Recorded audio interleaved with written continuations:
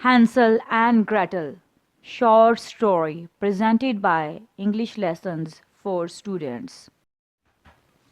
Next to a great forest, there lived a poor woodcutter with his wife and his two children. The boy's name was Hansel and the girl's name was Gretel. He had but little to eat, and once, when a great famine came to the land, he could no longer provide even their daily bread. One evening he sighed and said to his wife, "What is to become of us? How can we feed our children when we have nothing for ourselves?" "Man, do you know what?" answered the woman. "Early tomorrow morning you will take the two children out into the thickest part of the woods. Make a fire for them, and give each of them a little piece of bread.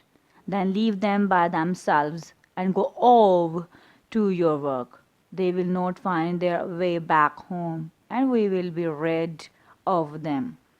"No, woman," said the man, "I will not do that. How could I bring myself to abandon my own children alone in the woods?" "Oh, you fool!" she said. "Then all four of us will starve. All you can do is to plan the boards for our coffins." And she gave him no peace until he agreed. The two children had not been able to fall asleep because of their hunger, and they heard what the stepmother had said to their father. At daybreak, even before sunrise, the woman came and woke the two children. "Get up, you lazy bones! You are going into the woods to fetch wood." Then she gave each one a little piece of bread, saying, "Here is something for midday. Don't eat it any sooner, for you will not get any more." On the way to the woods, Hansel crumbled his piece in his pocket, then often stood still and threw crumbs onto the ground. When they were deep into the woods, a large fire was made, and the father said, "Sit here, children. If you get tired, you can sleep a little. I am going into the woods to cut wood. I will come and get you in the evening when I am finished." When it was midday, Gretel shared her bread with Hansel, who had scattered his piece along the path. Then they fell asleep, and evening passed, but no one came to get the poor children. When the moon appeared, they got up, but they could not find any crumbs, for the many thousands of birds that fly about in the woods and in the fields had packed them up. They walked through the entire night and the next day from morning until evening, but they did not find their way out of the woods. They went on until they came to a little house. When they came closer, they saw that the little house was built entirely from bread, with a roof made of cake, and the windows were made of clear sugar. "Let's help ourselves to a good meal," said Hansel, very happy.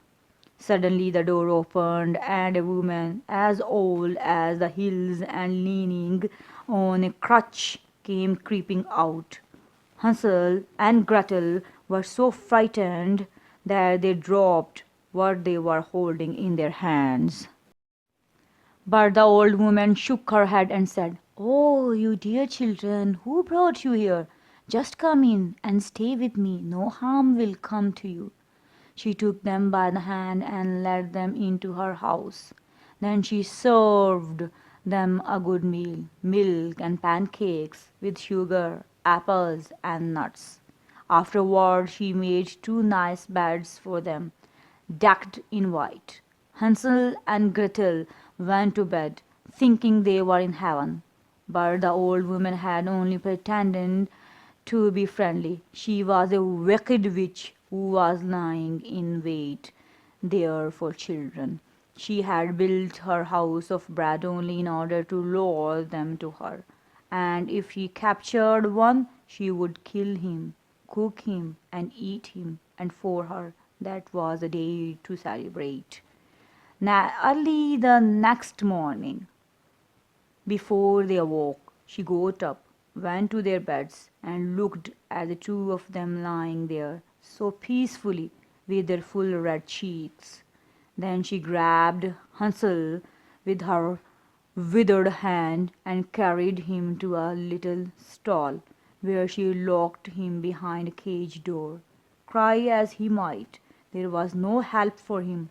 Then she shook Gretel and cried, "Get up, lazy bones! Fetch water and cook something good for your brother. He is locked outside in the stall and is to be fattened up. When he is fat, I am going to eat him." Gretel began to cry, but it was all for nothing. She had to do what the witch demanded.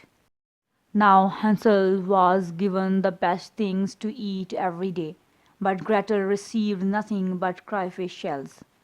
After 4 weeks, she shouted to the girl, "Hey, Gretel, hurry up and fetch some water. Whether Hansel is fat or thin, tomorrow I am going to slaughter him and boil him." The next morning Gretel had to get up early, hang up the kettle with the water, and make a fire. Then the old woman called, "Gretel, come here right now to the oven." And when Gretel came, she said, "Look inside and see if the bread is nicely brown and done, for my eyes are weak and I can't see that far. If you can't see that far either, then sit on the board and I'll push you inside. Then you can walk around inside and take a look." But Gretel said, "I don't know how to do that. How can I get inside? The opening is big enough. See, I myself could get in." And she crawled up, stuck her head into the oven. Then Gretel gave her a shove, causing her to fall in. Then she closed the iron door and secured it with a bar. The old woman began to howl frightfully, but Gretel ran away, and the godless witch burned up miserably. Gretel ran straight to Hansel, unlocked his stall, and cried, "Hansel, we are saved. The old witch is dead."